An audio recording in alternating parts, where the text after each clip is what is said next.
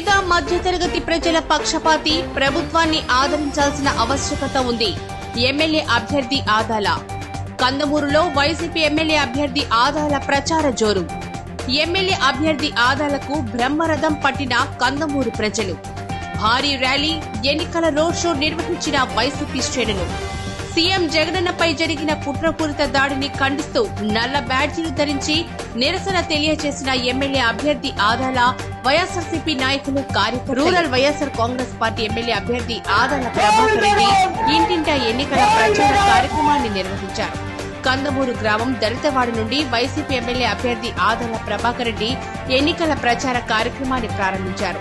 వేలాది మంది వైఎస్ఆర్సీపీ శ్రేణులు, ప్రజలు ఎన్నికల ప్రచార భారీ ర్యాలీ, రోడ్ షోలో పాల్గొన్నారు. ఇంటింటా ఎన్నికల ప్రచార కార్యక్రమానికి విచ్చేసిన రూరల్ వైఎస్ఆర్సీపీ ఎమ్మెల్యే అభ్యర్థి ఆదాల ప్రభాకర్ రెడ్డికి కందమూరు వైసీపీ నాయకులు, కార్యకర్తలు, ప్రజలు భారీ స్వాగతం అందించారు. సోదరులకు, సోదరీమణులకు, కార్యకర్తలకు, పెద్దలకు అందరికీ కూడా నా హృదయపూర్వక నమస్కారాలు తెలియజేసుకుంటూ, రేపు వచ్చే నెల 13వ తేదీ జరగబోయే ఎన్నికల సందర్భంగా మీ అందరి ఆశీస్సుల కోసం ఈ గ్రామానికి, కందమూరు గ్రామానికి రావడం జరిగింది. నేను గతంలో కూడా అనేక సార్లు ఈ గ్రామానికి వచ్చాను. అనేక అభివృద్ధి కార్యక్రమాలు ఇక్కడ చేయడం కూడా జరిగింది.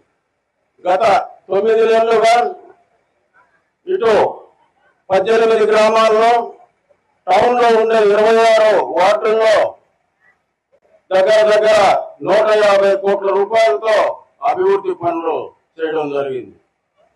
అంతేకాకుండా ఈ రోజు జగన్మోహన్ రెడ్డి గారి పాలనలో ఆయన ఎన్నికలకు ముందు ఏ వాగ్దానాలు చేశాడో అవన్నీ కూడా నెరవేర్చడం జరిగింది. మీ అందరికీ కూడా తెలుసు. గతంలో చంద్రబాబు నాయుడు పరిపాలనలో చెప్పినవి ఒక్కటి కూడా చేయలేదు. ఈ రోజు జగన్మోహన్ రెడ్డి ప్రతి పేద మధ్య తరగతి మహిళల అకౌంట్లలో, ప్రతి కుటుంబానికి ఎంతో మేలు జరిగింది. మీ అందరికీ కూడా తెలుసు.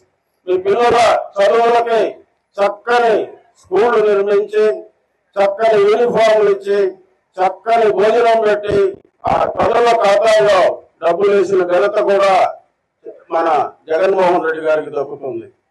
ఈ రోజు ఒక్కసారి ఆలోచించాలి.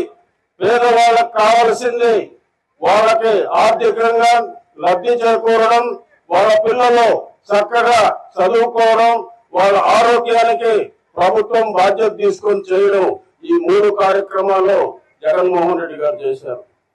అంతకు ముందు ఉండే ప్రభుత్వాల్లో ఎప్పుడు కూడా ఇంత మేలు జరిగిన దాఖలాలు లేవు.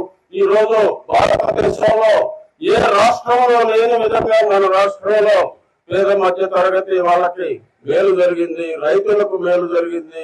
గ్రామాల్లో సచివాలయాలు ఏర్పాటు చేయడం జరిగింది, వాలంటీర్లు ఏర్పాటు చేయడం జరిగింది.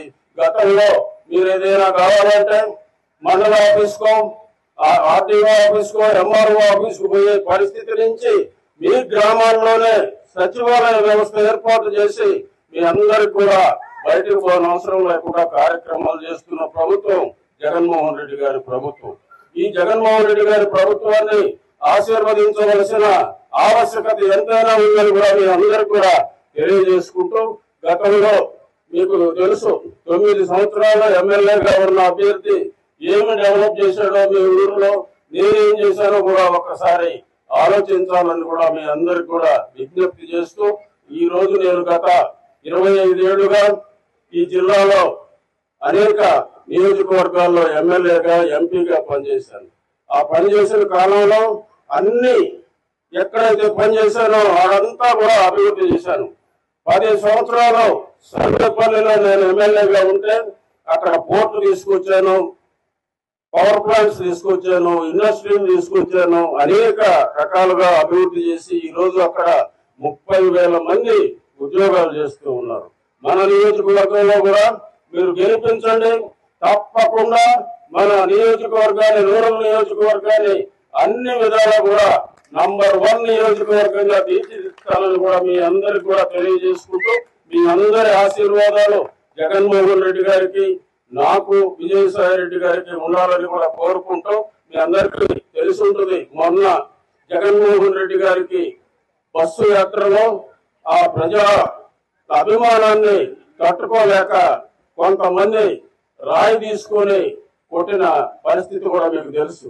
ఈరోజు ఆయనకున్న అభిమానాన్ని తట్టుకోలేక విపక్షాలు చేసిన ఈ దురాగతాన్ని మనందరం కూడా ఖండించాలని కూడా మీ అందరినీ కూడా కోరుకుంటూ, ఇది పేద మధ్యతరగతి వారి ప్రభుత్వం, దీన్ని నిలబెట్టుకోవాల్సిన బాధ్యత మన అందరి మీద కూడా ఉందని కూడా తెలియజేసుకుంటూ మీ అందరి ఆశీర్వాదాలు మరొకసారి కోరుకుంటూ సెలవు తీసుకుంటున్నాం. జై హింద్.